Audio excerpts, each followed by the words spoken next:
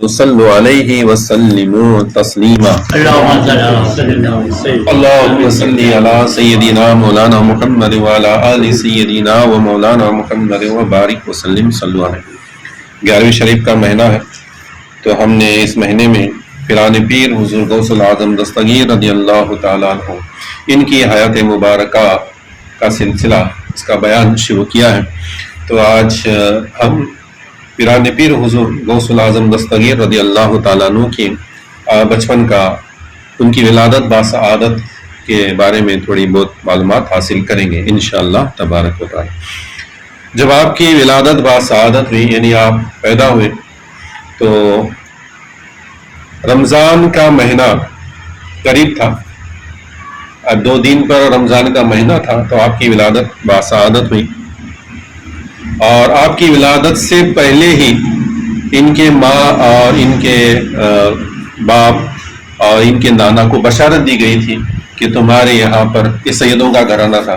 پیران پیر جو ہے حسنی اور حسینی سید ہیں، دونوں طرف سے، ماں کی طرف سے بھی سید ہیں اور باپ یعنی والد محترم کی طرف سے بھی سید ہیں۔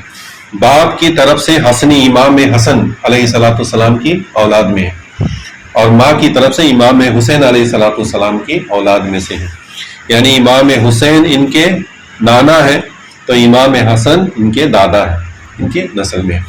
تو پیدائش سے پہلے ہی انہیں بشارتیں دی گئی تھی کہ سیدوں کے گھرانے میں ایک ایسا بچہ پیدا ہونے والا ہے جو تمام ولیوں کا سردار بنے گا، یعنی بہت ساری بشارتیں دی گئی تھی۔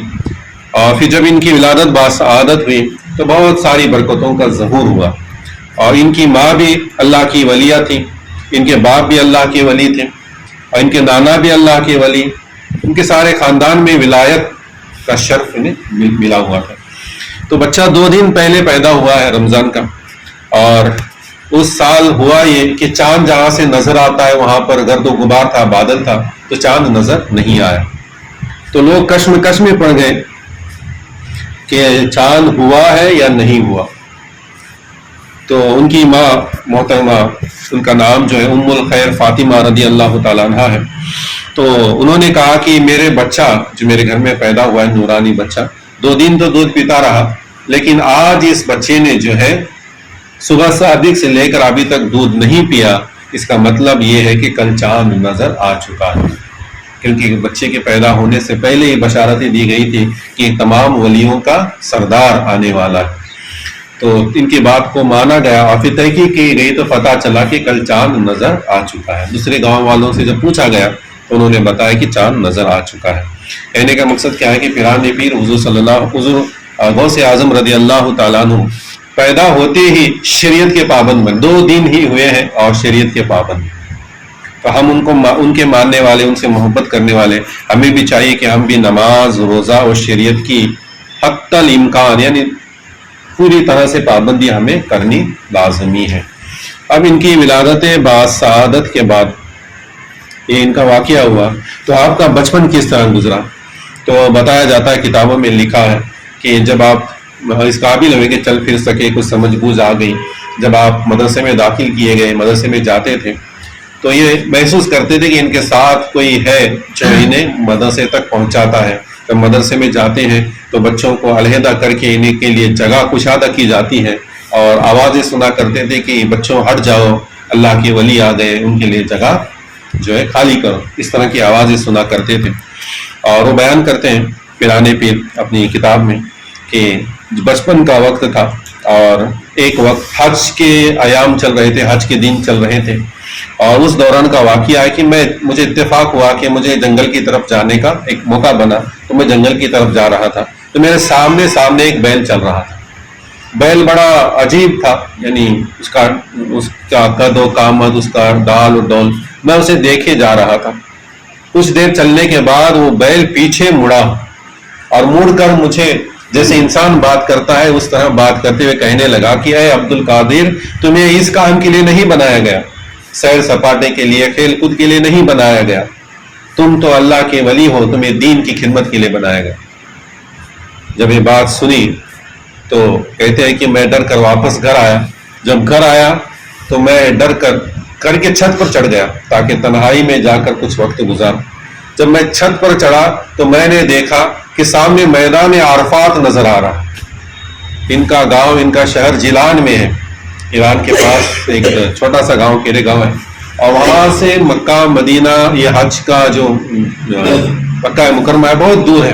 لیکن آپ جب چھت پر چڑھے تو آپ کو میدان عرفات نظر آنے لگا. لوگ میدان عرفات میں جمع ہیں، دعائیں کر رہے ہیں، گر گرا رہے ہیں، تمام آوازیں سنائی دے رہی ہیں، تمام منظر نظر آ رہے ہیں.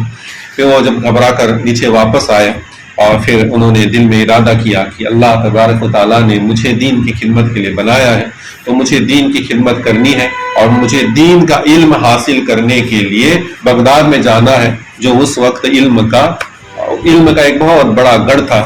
وہاں پر جا کر مجھے دین کا علم حاصل کرنا ہے اور پھر اس کے ذریعے دین کی خدمت کرنی ہے. وہ اپنی ماں کے پاس آتے ہیں اور ماں سے کہتے ہیں، ماں بھی اللہ کی ولیاں ہیں، ان سے کہتے ہیں کہ امی جان آپ مجھے اللہ کی رضا کے خاطر، اللہ کے واسطے مجھے وقف کر دیں. سبحان اللہ، کتنی بڑی بات ہے. بچہ گھر میں جا کر اپنی ماں سے کہتا ہے کہ مسجد کا کام چلا ہے، 100 روپے دے دو، اور ماں فوراً 100 روپے نکال کر دے دیتی ہے کہ جا اچھا کام ہے. یہ بچہ کیا کہہ رہا ہے کہ 100 روپے نہیں مانگ رہا، یہ بچہ کہتا ہے اپنی ماں سے کہ ماں، باپ کا وصال ہو چکا ہے، باپ کا سایہ سر پر نہیں ہے، اب ماں ودوا ہے تو اسے اپنے بچوں کا سہارا بہت زیادہ اس کے لیے قیمت رکھتا ہے. اس ماں سے کہہ رہے ہیں کہ ماں مجھے اللہ کی رضا کی خاطر دین کے لیے وقف کر دو. ان کی ماں کہتی ہے کہ بیٹا تو یہ کیوں کہہ رہا ہے، اس کا کیا سبب بنا کہ تو یہ بات کہتا ہے. تو انہوں نے کہا کہ میں جا رہا تھا تو بیل نے مجھ سے کلام کیا اور کہا کہ تجھے دین کی خدمت کے لیے بنایا گیا. جب چھت پہ چڑھا تو مجھے میدان عرفات نظر آ رہا ہے، لوگوں کی دعائوں کی آوازیں آ رہی ہیں. یہ تمام منظر دیکھنے کے بعد اب میں چاہتا ہوں کہ میں دین کی خدمت کے لیے نکل پڑوں. تو ماں نے کہا کہ ٹھیک ہے بیٹا، میں تجھے اجازت دیتی ہوں. ان کے پاس 40 درہم تھے، وہ لے آئے. تو ان کے ایک اور بھائی تھے، تو اس میں سے 40 درہم شیخ عبد القادر جیلانی ابھی چھوٹے بچے ہی تھے، انہوں نے کہا کہ 40 مجھے دے دو، 40 میرے بھائی کو دے دو. اور پھر ان کے ماں نے ان کے 40 درہم جو ہے ان کے قمیص کے اندر آستین میں ایک ایسی جگہ جہاں نظر نہیں آتا، کسی کو پتہ نہ چلے، اس جگہ جو ہے وہ 40 درہم سی دیے. اور پھر انہیں ایک قافلے کے ساتھ جو بغداد کی طرف جانے والا تھا روانہ کر دیا، اور خود جیلان کی سرحد تک، جہاں جیلان کی باؤنڈری ختم ہوتی ہے، وہاں تک انہیں اپنے بیٹے کو رخصت کرنے کے لیے آئی اور انہیں نصیحت کی کہ بیٹا جا، میں تجھے اللہ کی رضا کی خاطر دین کی خدمت کے لیے وقف کرتی ہوں. اب تیرا منہ، یہ تیرا نورانی چہرہ میں میدان محشر میں دیکھوں گی، اب تیری اور میری ملاقات نہیں ہوگی. وہ اللہ کی ولیہ تھی، جانتے تھے کہ اب بیٹا دین کی خدمت کے لیے گیا تو واپس نہیں آئے گا، جا اور دین کی خدمت کر، اور تیرا چہرہ میں کل میدان محشر میں دیکھوں. اور انہوں نے نصیحت کی کہ بیٹا میری بات نصیحت اپنے دل میں سے گاٹھ مار لینا کہ ہمیشہ سچ بولنا، کسی بھی حالت میں کیسی بھی حالت بن آئے، کبھی جھوٹ مت بولنا اور کبھی سچائی کا ساتھ نہ چھوڑنا. انہوں نے اپنی اس بات کو کہا کہ ماں میں تم سے وعدہ کرتا ہوں جو تم نے مجھے نصیحت کی ہے، ہمیشہ سچ بولوں گا اور سچائی پر قائم رہوں گا چاہے حالات جیسے ہو. وعدہ کرتے ہیں اور رخصت ہوتے ہیں. تو پھر کچھ دور جانے کے بعد اس قافلے پر ڈاکوؤں کا حملہ ہوتا ہے اور ڈاکو اس قافلے کو لوٹ لیتے ہیں. تماموں کی تلاشی لی جاتی ہے، جہاں جہاں مال رکھا ہے سب ضبط کر لیا جاتا ہے. اب شیخ عبد القادر جیلانی قدس اللہ سرہ العزیز بچے ہیں، تو ان کی بھی تلاشی لی جاتی ہے، ان کی جو تھیلی تھی اس کی بھی تلاشی لی جاتی ہے، مگر کچھ نہیں ملتا. تو ایک ڈاکو پوچھتا ہے بچے سے کہ بچے کیا تیرے پاس بھی کچھ ہے، تیرے پاس کچھ مال ہے، پیسہ ہے؟ وہ کہتے ہیں کہ ہاں ہے. وہ کہتے ہیں کتنا ہے؟ وہ کہتے ہیں کہ 40 درہم ہے. وہ پوچھ رہے ہیں، آپ بتا رہے ہیں. وہ ڈاکو کو لگتا ہے کہ یہ شاید بچہ جو ہے ہم سے مذاق کر رہا ہے، تلاشی تو لے لی ہے، کچھ نظر نہیں آتا، جب پوچھا گیا تو بتا رہا ہے، مذاق کر رہا ہوگا. وہ چلا جاتا ہے. پھر کچھ دیر کے بعد دوسرا ڈاکو آتا ہے، وہ بھی تلاشی لیتا ہے، نہیں ملتا تو پوچھتا ہے. تو پوچھنے کے بعد اسی میں وہی جواب دیتے ہیں، ہاں ہے میرے پاس. کتنا ہے؟ 40 درہم.